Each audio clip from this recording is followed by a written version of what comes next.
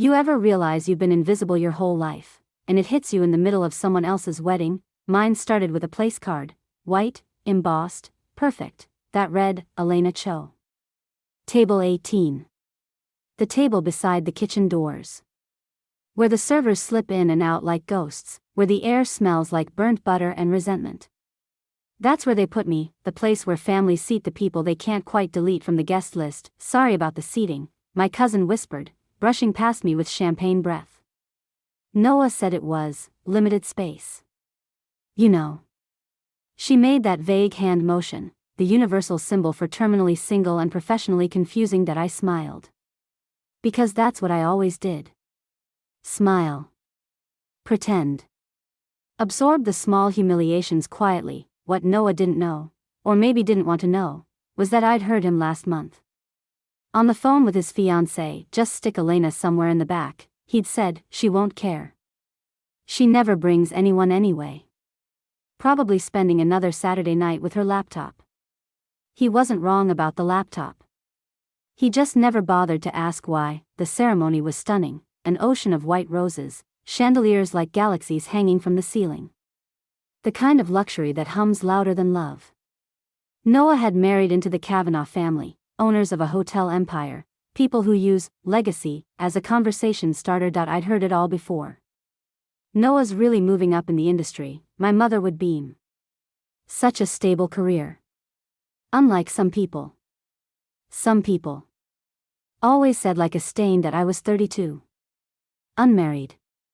Self-employed, which in my family meant unemployed with better Wi-Fi, still doing the computer thing, my aunt asked near the bar, voice sweet and sharp at the same time that I nodded. Something like that.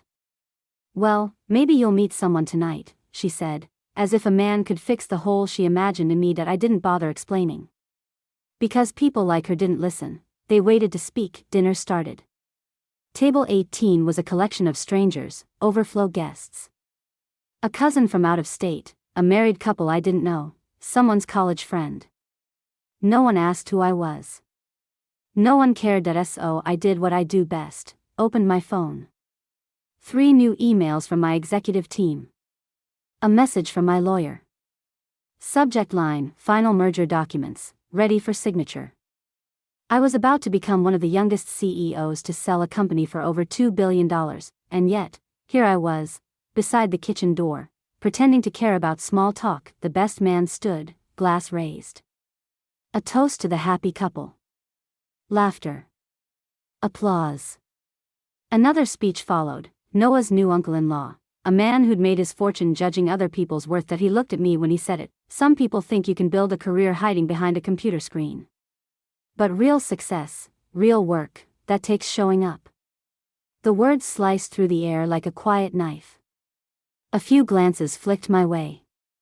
My brother smirked. Make sure the lonely one gets champagne, he called out. She'll need it. Everyone laughed, the kind of laughter that stings worse than silence. That I drained the glass and stood. And that's when the doors opened. 4 people walked in, executives I'd only ever seen behind screens or across glass boardrooms. Catherine Holt, CEO of Synapse Technologies, 5'0" and terrifying. Behind her, David Ruiz from Orion Ventures, Sarah Kim from Quantum Systems, and James Park from Axis Innovations. Every head turned. Every whisper froze. Catherine saw me instantly. Elena, she said, crossing the room. There you are. We came as soon as we could.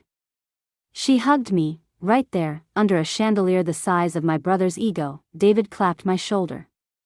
We couldn't let you celebrate this alone. Monday's a big day. I smiled. I didn't think you'd actually come. Please, Sarah said. You're closing the biggest AI merger in years. Of course we came. The room was dead silent. My mother appeared at my side, her face pale. Elena, she whispered. What's happening? Mom, I said softly, this is Catherine Holt, CEO of Synapse. She's acquiring my company. Your company? She echoed. That I nodded. I founded Lumitech AI 7 years ago. We build enterprise systems for predictive analytics. Monday's the merger. 2.4 billion. My brother's smile vanished, his boss looked like he'd swallowed glass, his new father-in-law whispered something that sounded like impossible. It's true, Catherine said.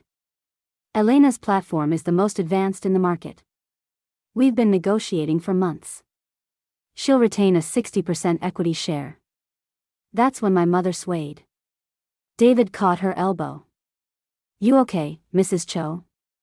Someone gasped. Someone else dropped a fork that I turned to the uncle who'd mocked me. The AI system your hotels use, the one that doubled your revenue last quarter, that's mine.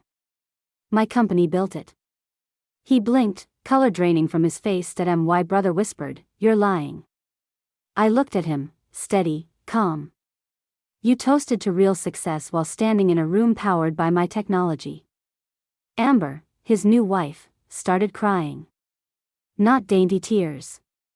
The kind that leave streaks. This was supposed to be our day, she said. It still is, I told her. I didn't plan this. The world just finally caught up. Catherine checked her phone. Press release in 20 minutes, she said quietly. Keep it professional, I told her. Focus on the merger. Not my family. She smiled. Even after being seated beside the kitchen? Especially because of that, I said. Why father looked lost. Elena, why didn't you tell us? I did, I said. When I signed my first contract, you asked when I'd get a real job. When I raised funding, you changed the subject. When I invited you to the office opening, you said you were busy with Noah's engagement party. Silence, the kind that makes your heartbeat sound loud. This isn't about money, I said. It's about being seen. I built something real. But you never saw it, because it didn't fit the picture you wanted to frame. The ballroom had turned into a museum of still faces, cameras flashing. Phones recording. I could already see the headlines writing themselves, the billionaire in the back row. Amber's father cleared his throat. Miss Cho, perhaps we should discuss. You can talk to my team, I said. I'll be taking a break. Maybe finally enjoying a Saturday night without my laptop. Noah's voice cracked. You made this about you. No, I said. You did. Every time you made me small so you could feel big. I turned toward the exit. Catherine and the others followed. The crowd parted like water. At the door, I looked back. Noah stood alone near the head table, the king of a collapsing kingdom. Congratulations, brother, I said softly. I hope your marriage brings you everything you're looking for. Just remember, real success isn't always standing in the spotlight. Sometimes it's sitting quietly in the shadows, waiting for the right moment to rise. Outside, the night air felt lighter. Catherine's car waited at the curb. As we drove off, David asked, You okay? I looked down at my empty ring finger, at the phone lighting up with congratulations, at the reflection of the city glowing on the window. Yeah, I said, I feel seen. For the first time in my life. I feel seen.